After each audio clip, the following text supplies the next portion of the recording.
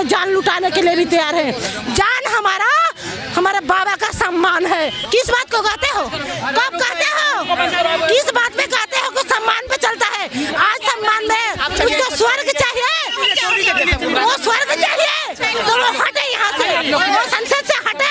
हमको स्वर्ग नहीं चाहिए, हमें वो मंदिर नहीं, हमको स्कूल चाहिए, हमें रोजगार चाहिए, हमें रोटी चाहिए। से माफी नहीं, इस्तीफा चाहिए, सीधा माफी। तो क्यों उसने हमारे बाबा साहब के खिलाफ ये कहा? जिस संविधान की वजह से वो संसद में मंत्री बना है, उसी संविधान, उसी बाबा साहब का वो अपमान कर रहा है।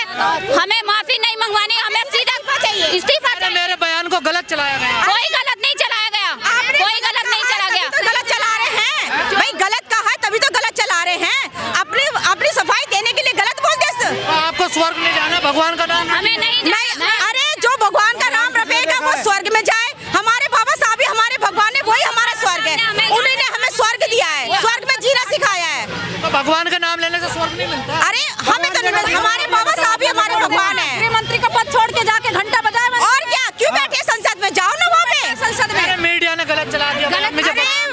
एक बात का, मोदी का काम है चिंगारी लगाना और नेता को कहना तुम आग लगाओ, तुम भड़काओ लोगों को, तुम पब्लिक को भड़काओ। बीजेपी ने सब लगता है माफी नहीं मंगवानी, हमें माफी नहीं चाहिए, हमें इस्तीफा चाहिए। कुर्सी खाली करवानी है। माफी भी चाहिए, इस्तीफा भी चाहिए। हमें इस्तीफा अरे चाहिए। माफी मांगने से क्या होता है आप बताओ? रहेगा तो वो फिर भी गद्दी पे रहेंगे ना, अपनी कुर्सी पे रहेंगे। वो तो फिर भी संसद में बैठेंगे। ये बीजेपी की आदत पड़ गई नेताओं की, गलत बयान देना, गलत कहना, बाद में माफी मांगना। अरे वो तो अपनी भड़ास पूरी निकाल लेते ना पब्लिक को कह के। माफी मांगने से क्या होता है? इस्तीफा दो तब हम जाने। जान पूछ के गया, उनके निकल गया, फिसल गया। अरे मैं कह रही हूँ, एक मिनट, अच्छा ठीक है, मैं कह रही हूँ अमित शाह को हम उल्टा सीधा कह देंगे अभी, भैया माफ कर दे, गलती हो गई। अब आप क्या करोगे? हमें घर से बाहर निकालोगे? दलितों का अपमान कर रहे हैं, हर बात के लिए दलितों को नीचा दिखाते हैं, हर बात के लिए दलितों को ही बोलते। क्यों बोलते दलितों को? उन्हें पता है दलित बहुत मजबूत है, बीएसपी पार्टी बहुत मजबूत है, वो कभी नहीं हारेगी, कभी कहीं नहीं जाएगी। हमें जब बीएसपी साथ ही रहेंगे, साथ ही दलित लोग रहेंगे। मैंने बाबा साहब का अपमान नहीं किया है। अरे तो क्या कहा है? उन्होंने ऐसा मुद्दा उठाया है, तभी तो चिंगारी लगी, तभी तो आग लगी, तभी तो शोला भड़क रहे हैं। अरे तुम शोला वाले काम ही नहीं करते तो शोला क्यों भड़कती दलित समाज? अब ये बताओ पहले। मैं बाबा साहब के रास्ते पे चलता हूँ। कौन से रास्ते पे उनको चलते? मानता हूँ। अरे कोई रास्ते पे नहीं चलते, सिर्फ एक मुद्दा बना रखा उन्होंने, बाबा साहब, बाबा साहब बस। अगर बाबा साहब के रास्ते पे चलते तो अब तक इस्तीफा दे चुके होते। और जूता मारेंगे तो माफी मांग लेते हैं, तो क्या वो माफ कर देंगे हमें? तो केजरीवाल भी कह रहे हैं मैं बाबा साहब। अरे केजरीवाल जी की तो चड्डी भी खाकी है। आ रहे हैं तो वो सब कहेंगे ही। सब लोग, कांग्रेस हो गई, बीजेपी हो गई, आम आदमी पार्टी हो गई, कांग्रेस हो गई, आम आदमी पार्टी हो गई, बीजेपी हो गई, वो बाबा साहब को इसलिए मानने हैं क्योंकि इलेक्शन आ रहा है। दलित समाज लोग बिगड़ जाएगा, दलित समाज लोग सोचेगा कि हमारे बाबा साहब को मानने, चलो पहले इन्हीं को वोट डाल देते हैं। भक्त बता रहे, भक्त बाबा साहब। भक्त नहीं है, भक्ष है, भक्ष भक्ष। ये राक्षस है, राक्षस। केजरीवाल, अमित शाह, बीजेपी हो गई, कांग्रेस हो गई, तीनों पार्टी भक्ष है। मेरी बात सुनो, केजरीवाल जी, अगर हमारे राजेंद्र पाल गौतम जी ने 22 प्रतिज्ञा पढ़ दी जो डॉक्टर अंबेडकर की लिखी हुई है, अगर वो पढ़ दी, उन्हें इस्तीफा दे दिया, तो इससे उनका हाथ क्या होगा ये बताओ। केजरीवाल जी अभी कुछ दिन पहले स्टेटमेंट दे रहे थे, दिखावा सब केजरीवाल, सब चोर है केजरीवाल एक नंबर का। सारा एससी एसटी वजीफा का सारा पैसा हड़प गया, पूरा लूट के खा गया केजरीवाल जी कहते हैं कि मैं गाड़ी नहीं लूंगा, मैं सिक्योरिटी नहीं लूंगा। केजरीवाल जी ने अपनी कोठी बनाई, 8-8 लाख के पर्दे लगा रखे हैं। योजना चला दी उन्होंने बाबा साहब। कोई योजना नहीं है, फ्री का चंदन दे रहे हैं बस। इलेक्शन खाना है, इलेक्शन खाना है। अब केजरीवाल ने ये कहा है कि 21 रुपए पेंशन मिलेगी, कहीं पानी नहीं है, गड्ढे खाली है, सब टूटी फूटी रोड पड़े, उन्हें तो मरम्मत करवाता नहीं है, लालच दे दिया 2100 रुपए। महिला बेचारी क्या करेंगी? दलित महिला होती है बेचारी, लालच में आती है, गरीब गुरबा होते हैं, 2100 रुपए के पीछे बेचारी वोट दे देती है। आप बताओ, ये सब षड्यंत्र है, षड्यंत्र है, षड्यंत्र है। तो यही असली रूप है क्या बीजेपी का? बाबा साहब का अपमान करना। मोदी जी का काम है चिंगारी लगाना, अपने नेता को कहना शोला भड़काओ, आग लगाओ, बस उनका। कभी कहते हैं संविधान बदल दें इनके लोग, कभी अब बाबा साहब का। अरे ये संविधान तो बदल ही नहीं सकते, इनके किसी बाप में दम नहीं है तो संविधान बदल दे।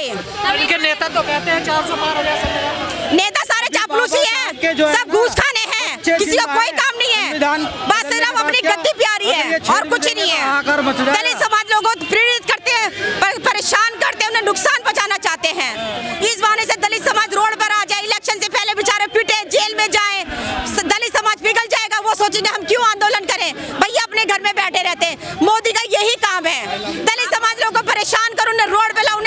पीटो, जेल में डालो, जिससे आंदोलन होगा नहीं। दलित समाज बेचारा घर में बैठ जाएगा, वोट बैंक उनकी पूरी हो जाएगी।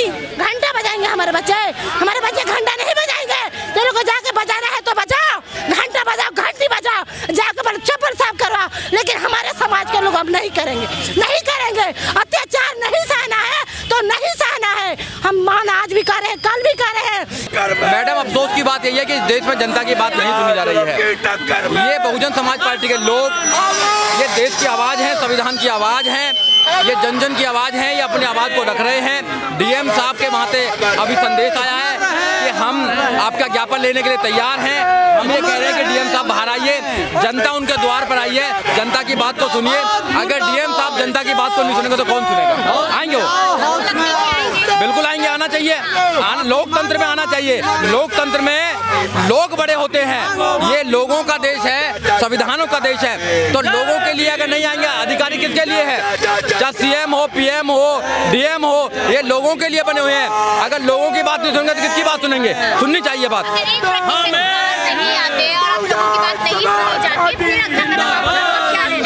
नहीं, बिल्कुल सुनेंगे, बिल्कुल सुनेंगे, ऐसा नहीं है। कल भी डीएम साहब से हमारी बात हुई थी, उन्होंने कहा था कि आप करिए, कोई प्रॉब्लम नहीं है। वो आएंगे, बिल्कुल लेने आएंगे।